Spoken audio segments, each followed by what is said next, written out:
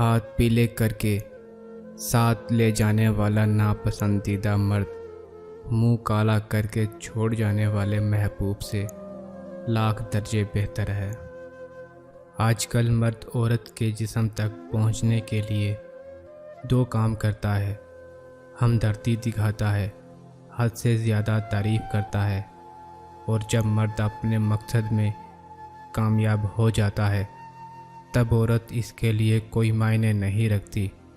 پھر عورت کہتی ہے مرد بدل گیا ہے۔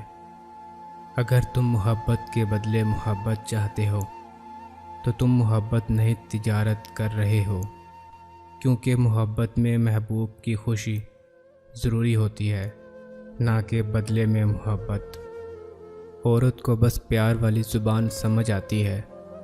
پیار، نرمی اور محبت سے بول کر تو دیکھو، وہ اپنا سب کچھ قربان کر دے گی۔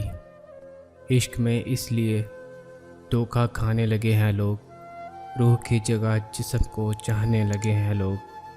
معافیاں غلطیوں کی ہوتی ہیں، ہر جگہ منہ مارنے کی نہیں۔